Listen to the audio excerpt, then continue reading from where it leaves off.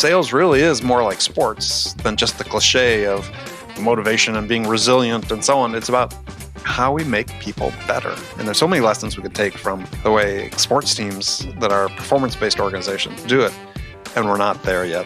Yeah, I think sport and military, because the military don't do anything without a pre-call plan or some kind of campaign plan. They don't do anything without that. And then they run the campaign or try and capture the hill or whatever it is. And then they instantly review, and that's how they get better.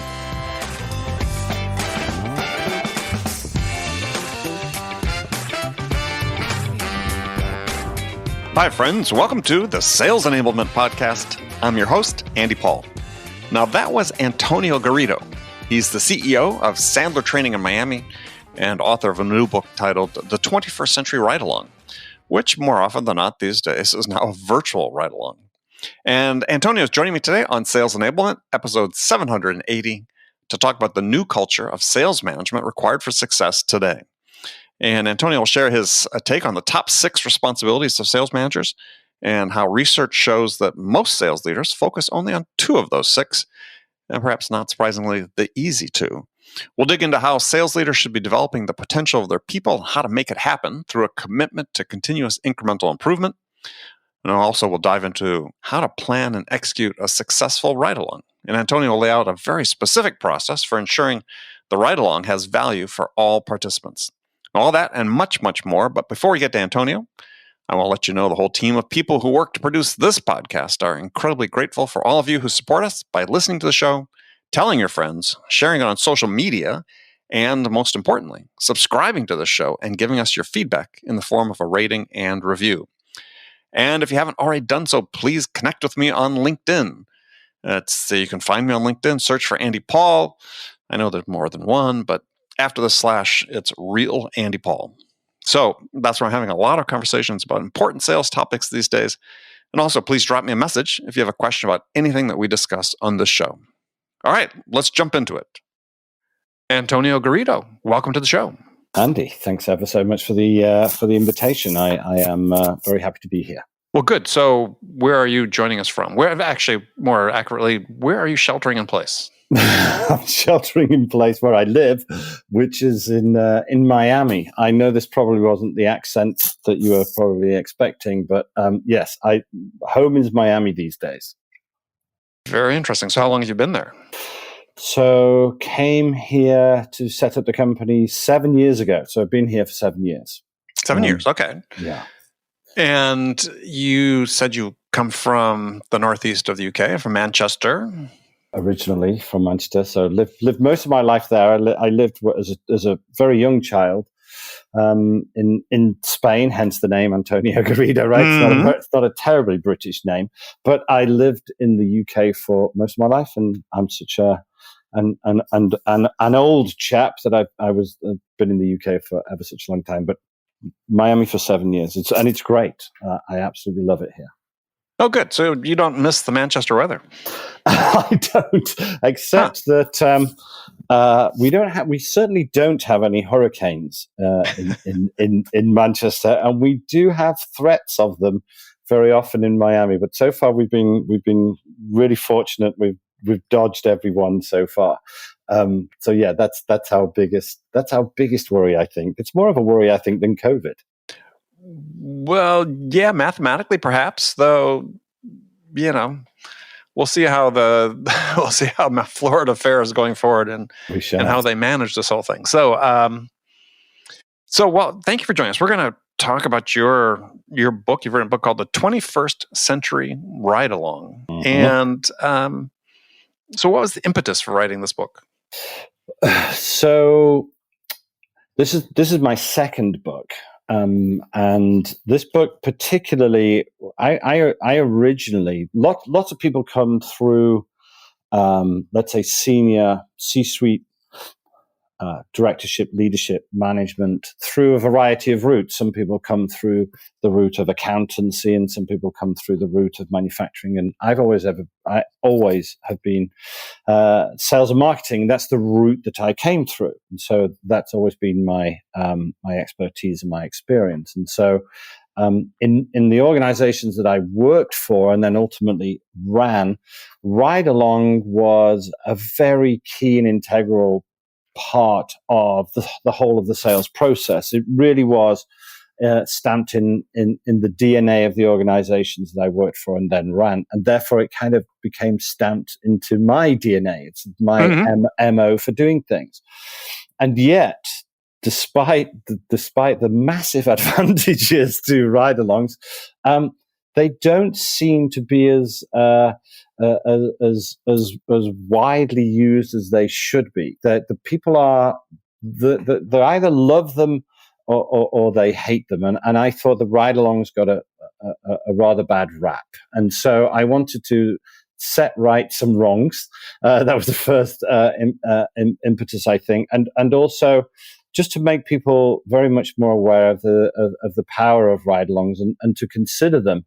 It was interesting when the book came out. The book came out about 15 minutes before the world went into lockdown mode, right? Stay at home and shelter, right? And I thought to myself, I had genuinely, that was what the timing was like. And I thought to myself for about 15 minutes, I thought, is this the unluckiest timing of any book launch in the history of man? And then, interestingly enough, what happened was one of my largest clients sent an email to all of their employees, and the 17,000 of them, and basically said all travel was banned. All travel was to be halted. Right, and this is about 6-7 weeks ago. So I was thinking, crikey, is this the worst time to launch a book where sales managers are not going to go into the field and actually get in a car and travel around and see people?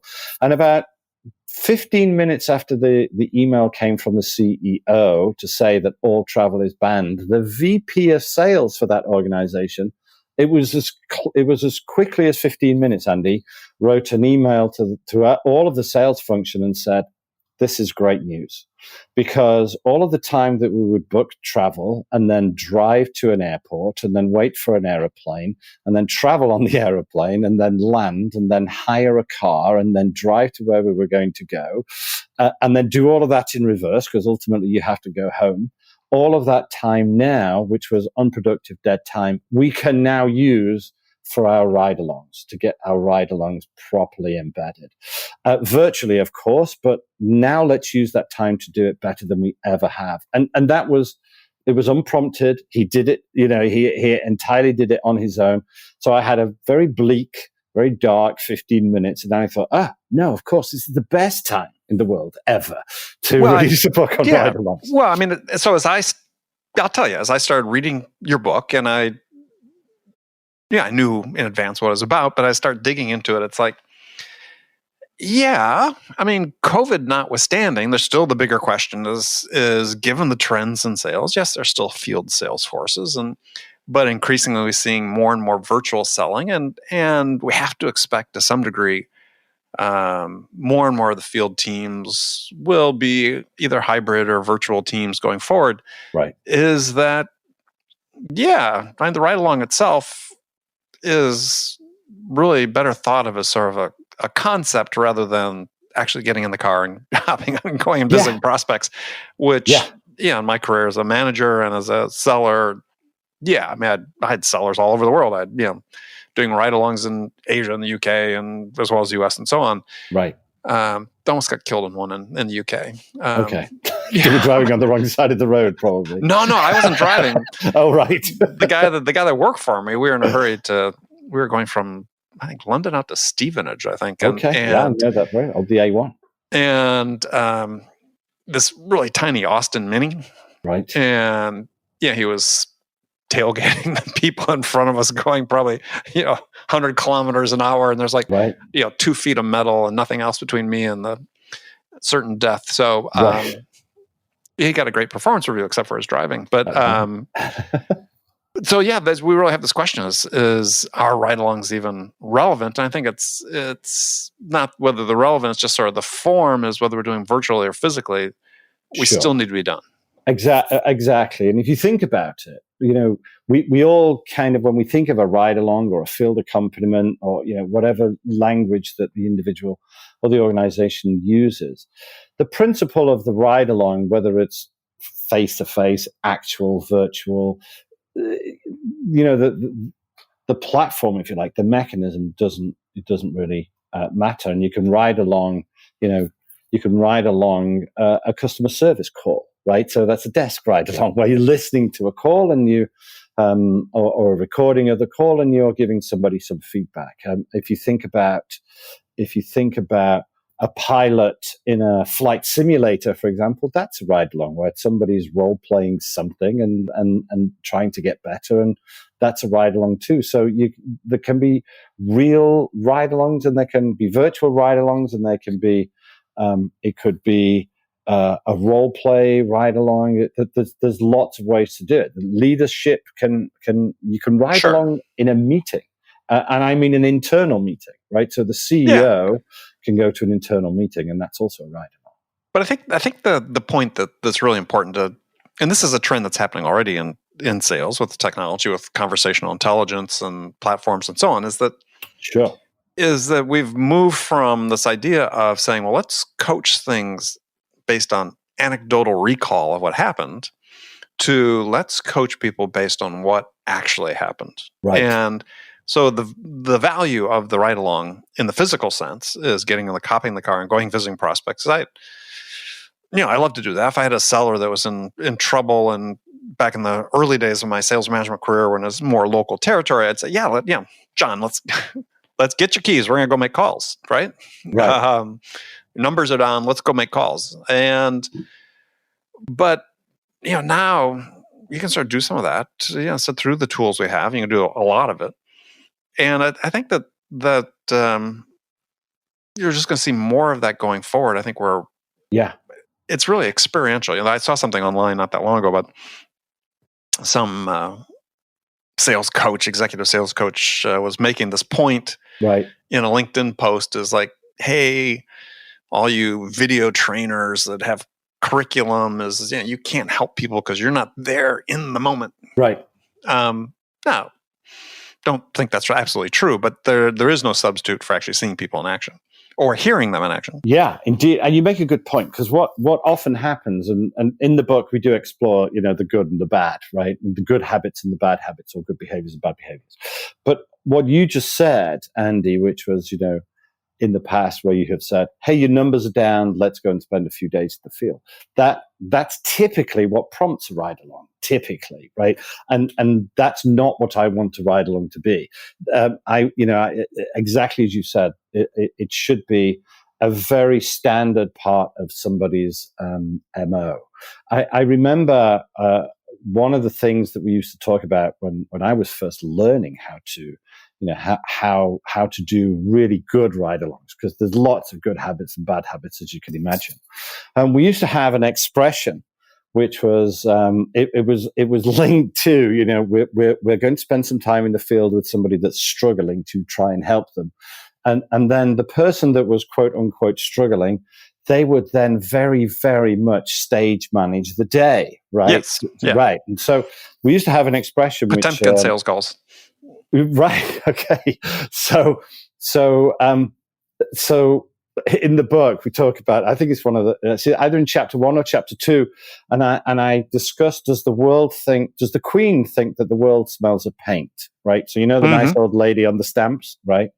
So she's a very busy lady, and everybody knows that she's, when she's going to arrive. And typically, when the Queen's going to arrive, they spruce the place up rather, don't they? They give everything a fresh lick of paint, and they make sure that everything looks lovely for the Queen's arrival. And so what often happens is a sales manager will see that somebody's struggling. They'll call them up and they'll say, hey, you're only at 80% of your numbers at the moment. A week on Thursday, I'll come along and ride along with you, right? And then suddenly that person jumps into action, and he puts together a very stage managed day, right? And so we always used to say to ourselves, is the world smelling of paint here? Is this all very stage managed, right? Well, but the point is, the inverse is just as bad. The one I described is, if somebody's 80% numbers and it's like, hey, John, grab your keys, let's go make calls. Right, the surprise attack. Yeah. Well, A, it's a surprise attack, and B is you say, let's go call on, company ABC who you've been calling on. It's like, well, yeah, but does the seller, and maybe this is part of the problem, he's not prepared to have that call, right? And let's go force it on. Let's go do something that's forced on the customer, which is counterproductive from a sales standpoint. Indeed.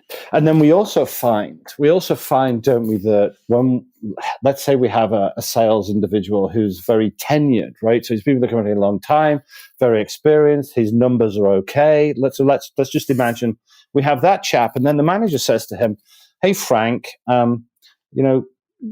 week on Thursday, let's spend a couple of days together out, you and me going to see some clients. The very tenured guy thinks, what have I done? Why am I in trouble? What have I done? And he goes, no, nothing. I just, want to spend some time with you. And then they take great affront at it, and they go, yeah, I've been doing this 30 years. I don't need anybody to come and, tell me what to do. But if you think about, we were just talking before we pushed the record button that I'm a Manchester City fan and you're a Liverpool fan, right? So I'm sorry for you, by the way. Yes, okay, thanks. We'll get you next year, right?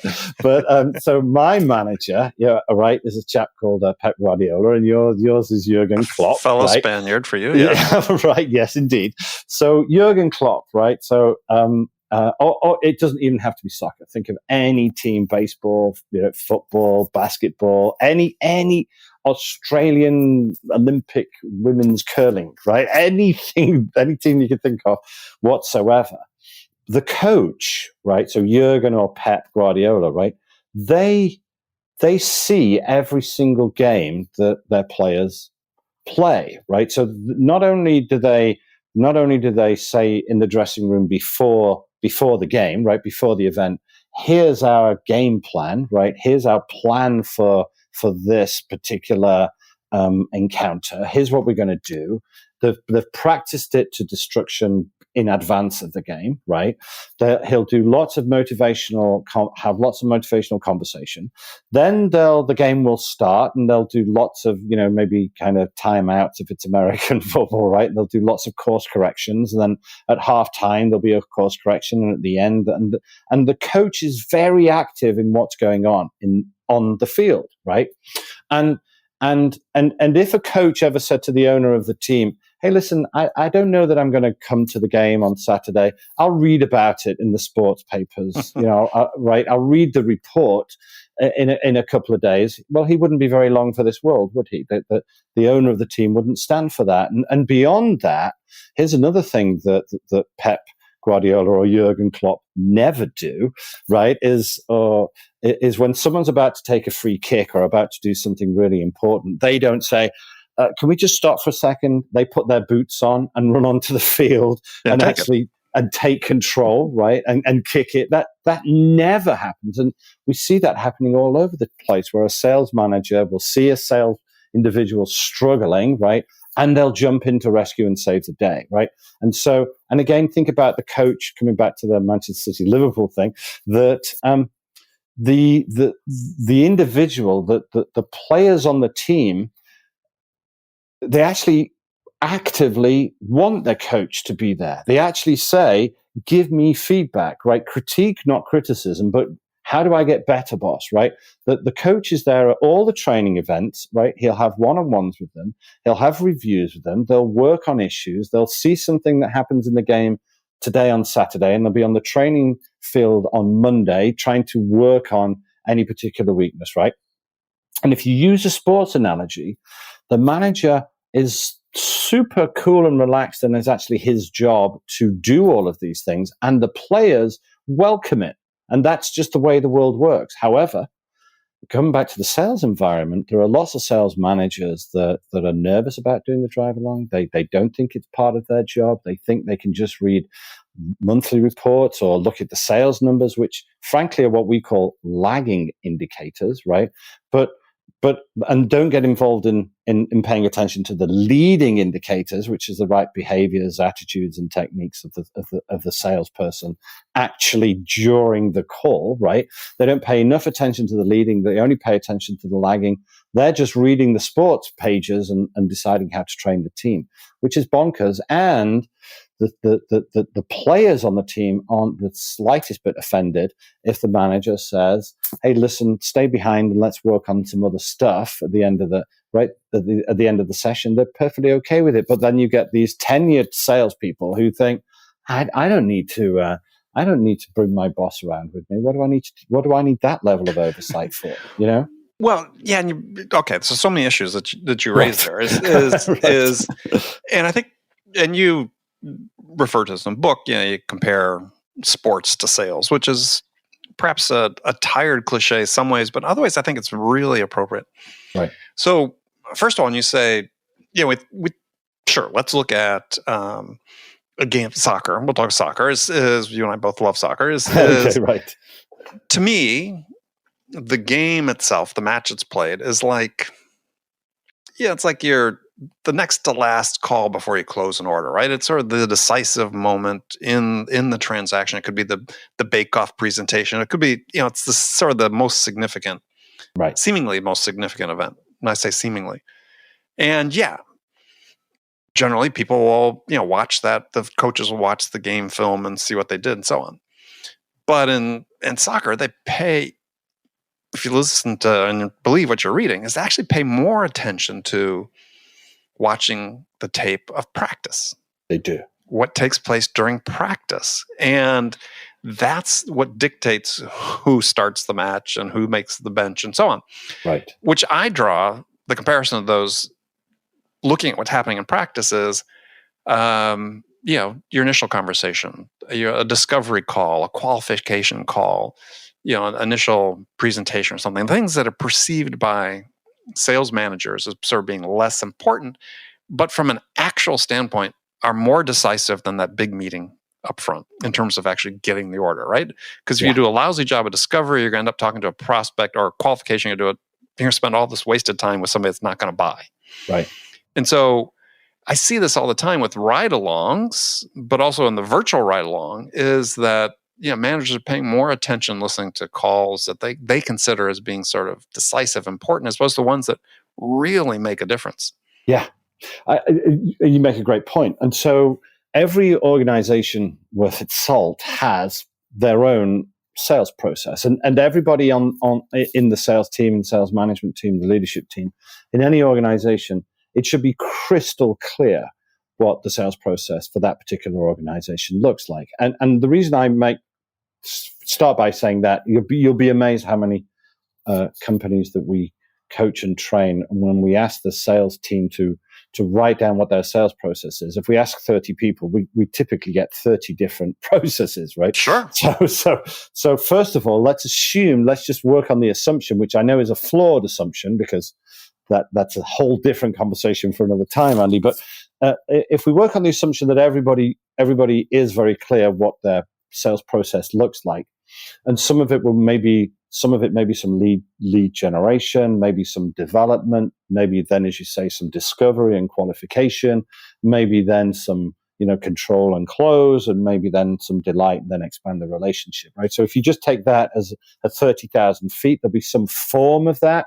What we would like to happen is that the ride-alongs are, quote unquote, the most average days that you could get, which would be a mixture of all of those things over time, right? So if any particular sales manager is spending any time, quote unquote, in the field, either virtually or physically, that they make sure that there is a good spread of stuff, not just closing meetings, so that the individual sales guy is just in search of the attaboys, right? And then again, the world is smelling of paint when that's happening. So we want a good mixture of stuff, the early stages, the middle stages, and the end stages. And we also want a good mixture of clients, right? A good mixture of what that individual sales professionals client base looks like, some large and some small. It's got to be the most average typical day.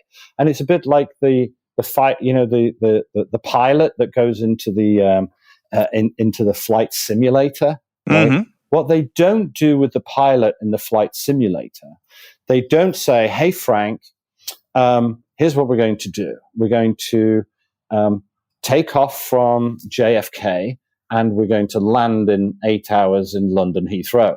And then the pilot doesn't just taxi in his flight simulator, take off, sit there for 8 hours, right, in clear, perfect weather, and then land in Heathrow 8.5 hours. That's not what happens in a flight simulator. What they want to see in the flight simulator is, how does the pilot deal with easy stuff, difficult stuff, right? Very regular stuff and very unexpected stuff. What does the pilot do when all the engines go off? Yeah, right. The hydraulics go or they get hit by lightning. That's what they do in the flight simulator. And that's what they do on the training ground, coming back to what you were saying, right? On the training ground, when Pep Guardiola and Jurgen Klopp are spending time with their team, they don't say, let's play a game. Now let's play another 90 minutes game. Now let's play another 90 minutes game. They don't. They do things in small packets of feverish activity, right? And that's what we want the manager to practice with his people when he sees a weakness, or when he or she sees a weakness. Practice that in between, give them lots of focus, make sure that that's an area that's being developed, and then see evidence that things are getting better in reality. And that's that whole process of, what do we need to focus on? Why? Where can we improve it? So the actual ride along, if done properly, turns into coaching sessions, right, for the individual. And so It needs to be a mixture of things. Go ahead. Well, so I've got this question. This one bugs me, and I ask it of a lot of people on the show, and it relates to what we're talking about, because you list early in the book the top 6 responsibilities of sales leaders. Right. Supervise/manage direct reports, recruit new staff, train, develop people, coach their team to higher levels of performance, mentor the best and the brightest, and then sort of catch all the other crap. Right. Yeah. Right. Okay. Though you don't say crap, but no. I do when I don't. You're more refined than I am. No, I do say crap when I'm not writing it in the book. Okay. All the other stuff. Yeah. Each of these are sort of a unique, distinct skill set. Right. And so go back to the soccer example. And again, I beg the indulgence of regular listeners, because I use this example with some frequency. Right. Is if you look at the coaching staff of Liverpool, and so we're going to say, look, professional sports teams are designed to extract the best performance out of the men and women that are the players on the team. Right. And as a result, increasingly over time, these staffs, regardless of the sport, but we'll stick with soccer, is there are specialists. Yeah. That are designed to help, that are there, hired on the staff to help people improve performance in one or more dimensions. Take a soccer team. They've got a performance coach. They got a nutrition, health performance coach. They've got a skills performance coach. Yeah. Liverpool has a throw-in coach. Yeah, right. Okay, on the staff. Free kick. There'll be a free kick. There'll be a goalie coach. And they have a goalkeeper coach. Right, of course. We've got none of that in sales. We assume that you as a sales leader are the jack of all trades, that you know everything about coaching and mentoring and training. Right. And on top of that, we don't train them in any of these skills. Indeed. So how do we expect people? So, I mean, you talked about a client with 17,000 employees. And I guarantee you they've got a VP of sales or a CRO. They've got some directors of sales. They may have a director of sales enablement who's not trained to train people. It's just a job they give people. It's like, and they've usually come up through sales themselves, is when is sales going to start acting like they're managing a performance or based organization and train people or bring specialists in that know how to get the job done? Right. Well, the world class, the best in class and the world class organizations like Liverpool and Manchester City, right? They do, but not the sales organizations. And they're world class sales. I mean, I like using the example is if you ever watch the show Billions about No. traders, hedge fund traders, and so on. Okay, right. Is the critical employee there is the staff shrink, right? The staff psychiatrist, right? Okay, nice. Because the guys, I am down. I'm sort of in a slump. This is what I'm going through. Right. Why wouldn't you, if you run a big, you're not going to do it in a small company, but if you're running a multi-billion-dollar organization, why don't you have a motivation expert as part of the sales management team? Why don't you have a shrink? Why don't you have somebody who understands human performance and how we operate? We don't do any of that. So why is that the case? Well, do you know, it's a great question, and I often say, and we train and coach people all the way through that whole sales, customer service, leadership.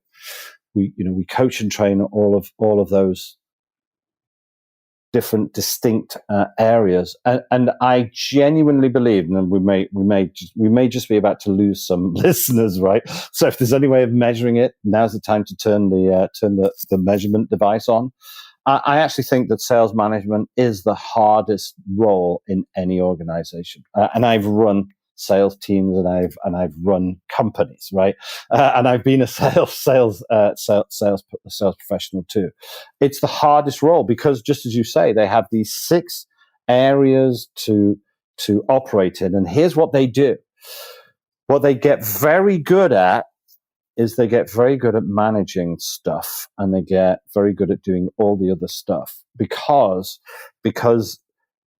that's the example that they've seen, because they know how to manage things, and it even has it in their title, right? Sales manager, right? So they think that they have to manage stuff. Here's the thing.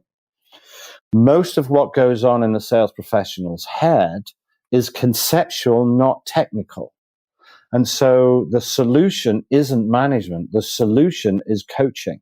And whenever I am recruiting for my clients, if anybody has had any coaching experience and I'm recruiting for a sales management position, I'll take that person over practically anybody, because management, sales management, more than anything else, isn't goal setting or expectation setting or monitoring or supervising or the use of directed authority. The best sales managers in the world are the best coaches. So come back to Pep Guardiola, right? So yeah, he'll have specialists for things, but what Pep Guardiola, because Pep Guardiola isn't that good a player. Neither is Jurgen Klopp. Neither is Tiger Woods' coach. If Tiger Woods played golf against Tiger Woods' coach, we're mixing our sports now, but I don't even know who Tiger Woods' coach is, right? But I'm pretty sure, in fact, I know for sure that Tiger Woods would wipe the floor, right, with his coach, because Tiger Woods is a significantly better player than his coach. But what is his coach? His coach raises Tiger's game by being a terrific coach. And if you're a good coach, all of the other things that we've talked about are less important, because most salespeople's issues, I'm going to say 90%, and that isn't in any way measured or proven, right? But 90% of sales guys' issues, and I've been running sales teams and training sales teams for 30 years, right? Most of the issues are conceptual, and therefore at their root requires coaching. The issue then is, well, what do we coach them?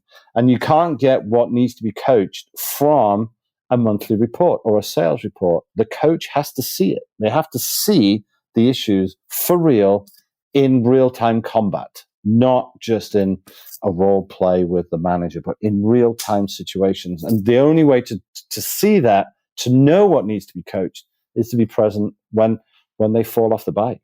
Well, but my question was a little different, though, right? Because on the sales side, increasingly we see sellers handling specialized sales roles, SDRs, BDRs, AEs, customer success, and so on. Right. So we've said, look, these are specialized roles, and we're going to train people and give them the experience, hopefully become specialists, and we can be better at that. That's a whole separate conversation about how we do that.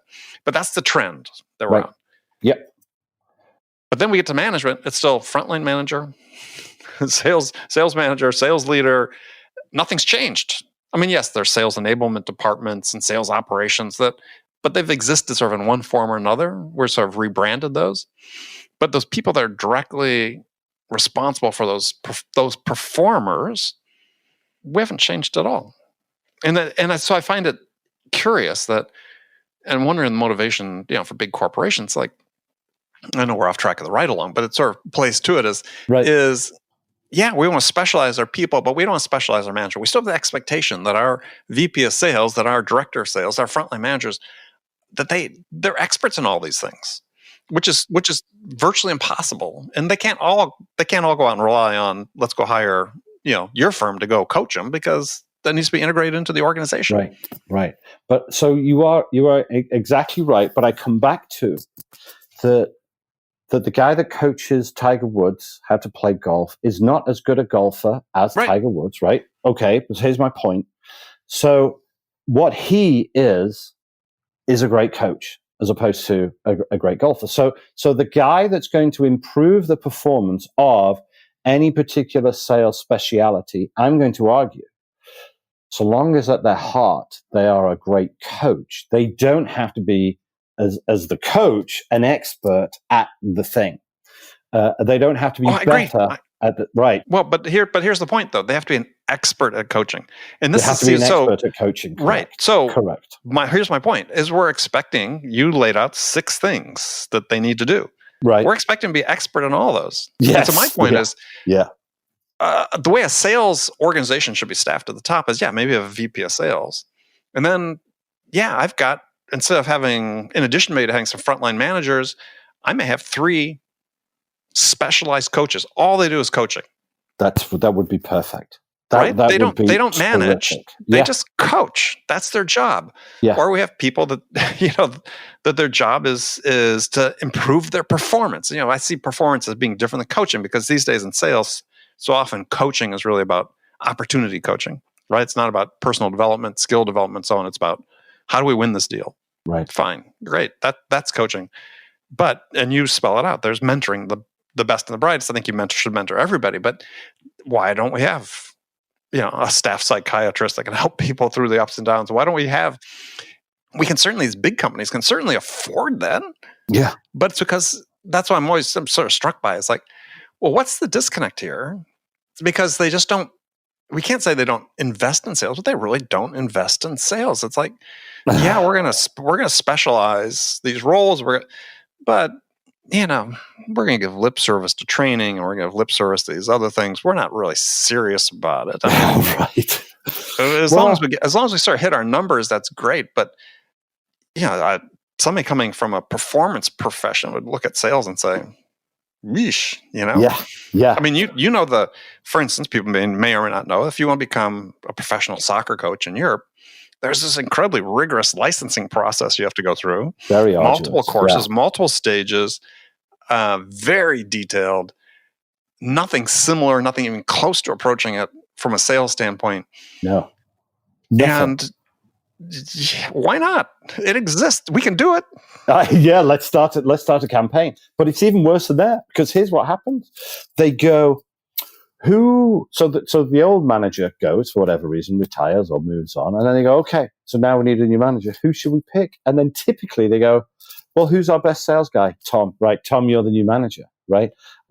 Just because he's the best sales guy, they think he's going to be the best manager, which is entirely wrong. Because imagine, so the best, if you said to somebody who's the best soccer player in the world, and they'll say Lionel Messi, some lunatics will say Cristiano Ronaldo, but what they're actually answering the wrong question, because Sadio Mane, by the way. What's that? Sorry. Yeah, right. So Lionel Messi is not the best soccer player in the world. He's the best left-footed striker, right? It's not. How good would he be in goals? Terrible, right? Because he's 5'4", right? And most goalies these days, right, over 7 feet, and you can't coach tall, as I'm constantly reminding my clients, right?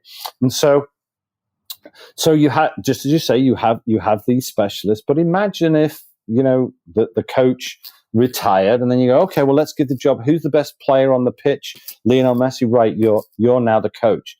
Will he be a good coach? No, but we just assumed that he would be. I mean, he may be, but just because he's a great player doesn't mean he's going to be a great coach. And they do the same. Companies do the same all the time. They say, let's look at the sales for our new VP of sales, our top sales person. And that's such a mistake because it's not based on skill sets, competencies, it's not based on behaviors, it's just based on, again, lagging indicators. He may be the best sales guy in terms of dollars or revenue because he's got the easiest clients, right? He's got the plum accounts, right? So, gosh, you and I could talk all day on this. I was just going to say, you triggered me on this whole topic. So yeah, I've ranted on this long enough. I do want to get back in the time we have left on, and not to dismiss the importance of the specialized skills needed to coach, because that's a huge gap that exists in sales. And stay tuned to the show. We'll talk more about it. But you can invite me on again, and I'll tell you how to coach salespeople one day. And let's finish off with that, because we talked early on about, okay, now we've got the virtual ride along, and you lay out in the book a process for planning the ride along, right? And you say, oftentimes the typical problems are there's no pre-call plan. There's no agenda necessarily for the call. Sales manager and the seller haven't sort of ironed out what role they're going to play in the call. It could be the manager jumping in, so on. So when you look at it from a virtual perspective, okay, you have to go through a lot of the same steps, I would think. So lay out, sort of you call it a contract, but if you're, and not talking about a seller, a sales manager just monitoring a call, being silent, just monitoring, which a lot of them do. It's a great way to listen to what's going on, or it's listening to a recorded call. But if you're actually going to participate on the call, I said you call it contract language is pre-call agreement. So spell those out for us. Yeah, so I think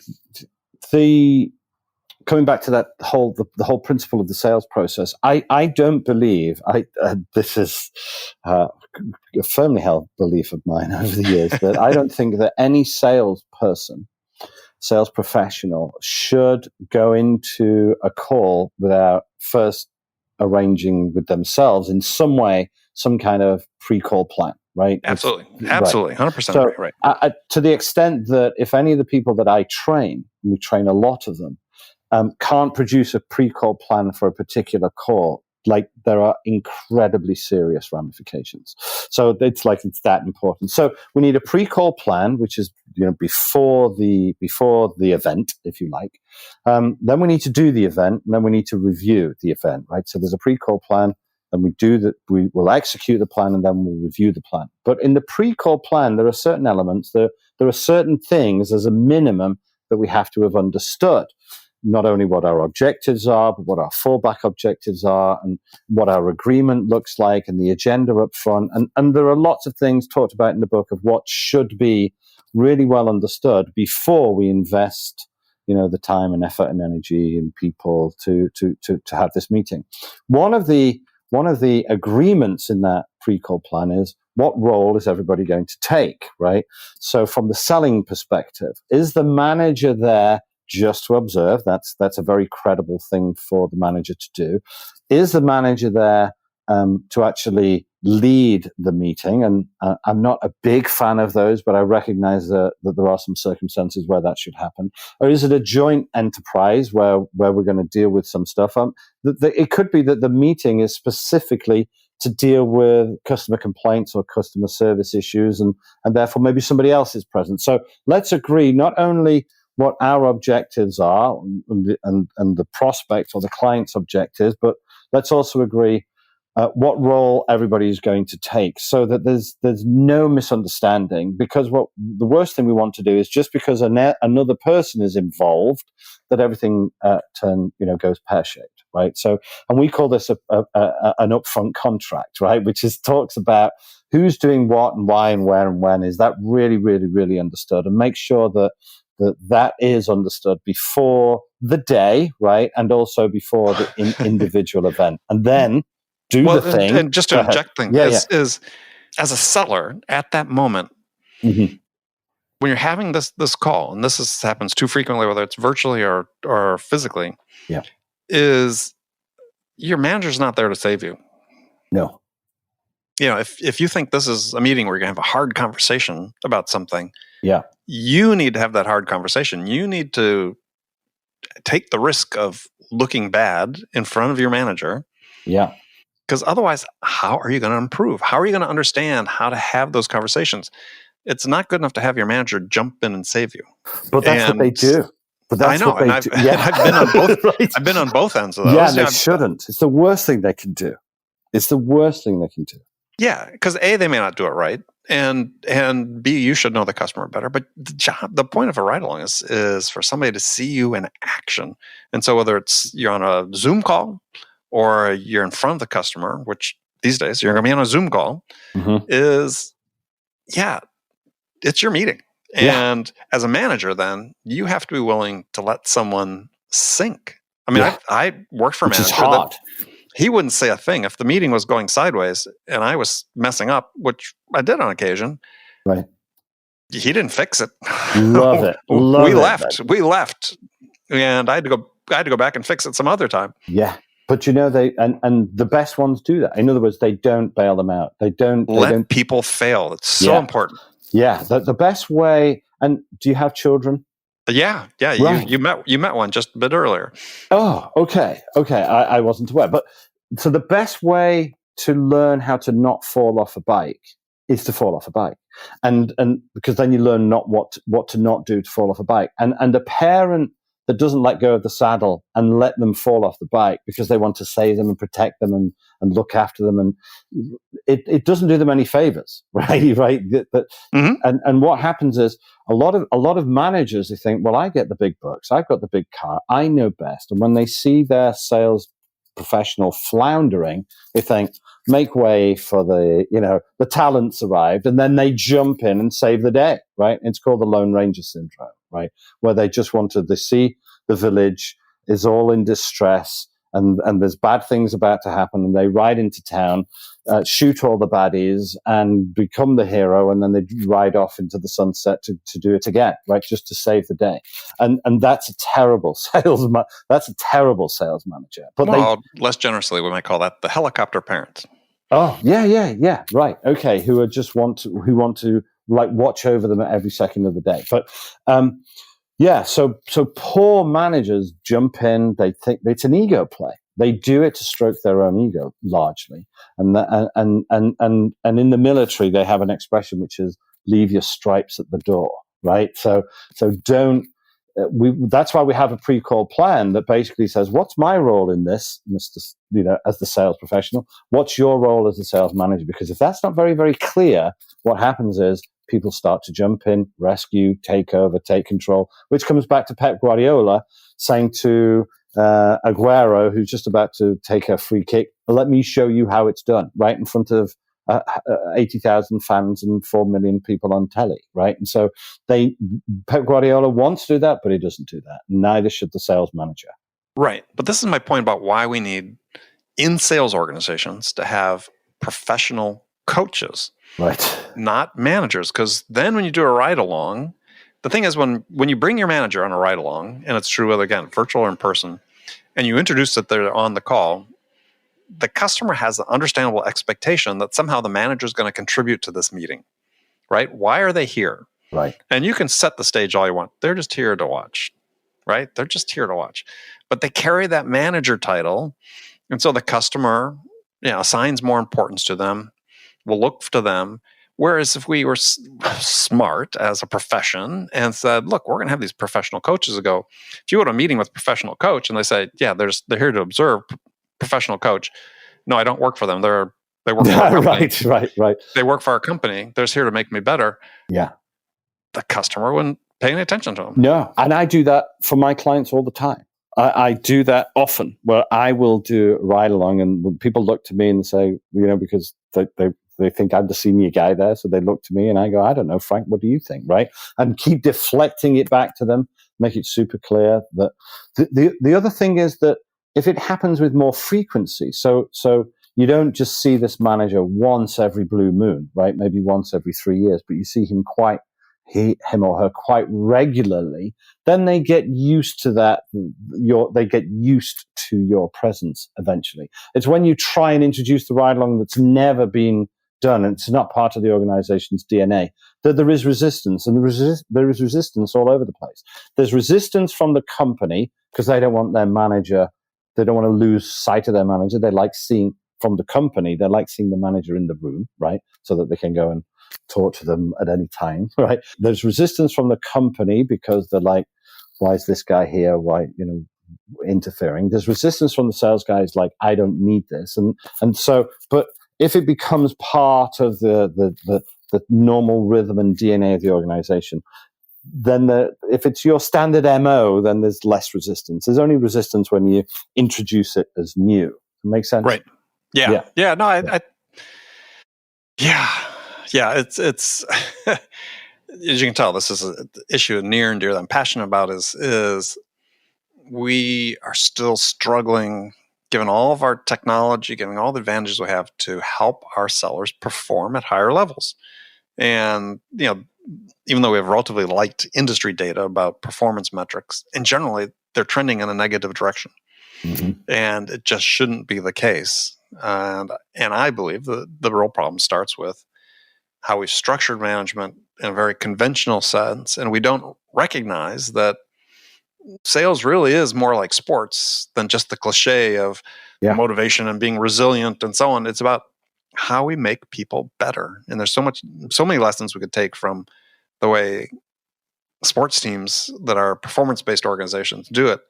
And we're not there yet. And hopefully we'll be at some point.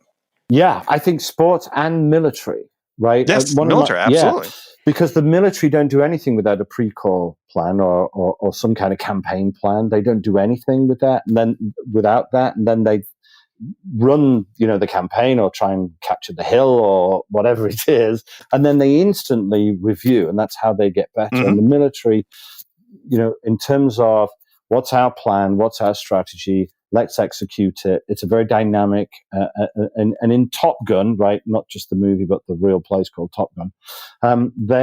When you think about what they teach the best, they take the best of the best of the best fighter pilots in the world. So they know how to fly a plane, right? To Top Gun. They know they wouldn't get there unless they know how to fly a plane with their eyes shut. What they do is, so when you say to them at Top Gun, so what is it that you teach these guys, right? And then they said, well, their world is filled with VUCA, volatility, uncertainty, chaos, confusion, and ambiguity. We teach them to deal with that by intentionally having a plan, running the event, and then doing the debrief. And the debrief, this is the piece that surprises most people. And I'm not suggesting this in a sales environment, but just to understand how the military, the value that they place on the pre-call plan, running the event, and then the debrief. They typically, in Top Gun, they debrief every minute in theater and engaged action. They debrief for every minute in the air, typically about 45 minutes to 60 minutes per minute. That's how maniacally granular their debrief is, and that's how you get people to be absolutely, the best of the best of the best, world class.